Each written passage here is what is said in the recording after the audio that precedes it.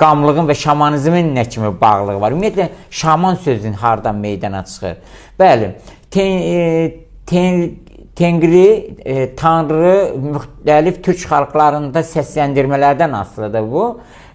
Yaxud da Tangara kimi də, məsələn, Yakutlar, Xakaslar elə ifadə edilir. Ancaq belə var, Tengridən, Tanrıdan danışanlar, yəni onu təbliğ edənlər qamdır, qamdır.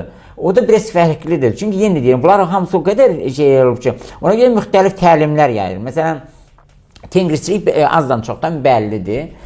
Biz bilirik ki, gök tengri, tengri dedikdə ümumiyyətlə, ancaq biri var, gök tengri, yəni gökyüzü mü tengridir, yəni sonsuz, belə deyək də, səma mı tengridir, bu başqa bir şey. Bir də var, tengri sözünə, tanrı sözünə yaxın olan, bir də var, Tao sözü.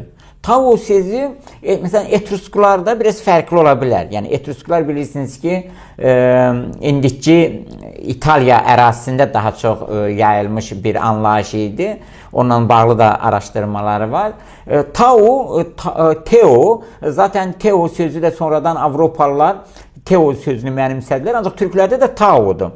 Yəni, yenə deyirəm, ona görə də bu anlayışların səslənilməsi, inanç məsələləri fərqlidir. Biri var Tanrı gök tengri, yəni gökyüzü tengridir. Biri var Tao ucalıq bildirir. Yəni, bunların əslində, məsələn, biz indi hesab edirik ki, məsələn, artıq Avropa bir termini kimdə, qərblər deyirlər ki, teologiya, yəni Tanrını öyrənək.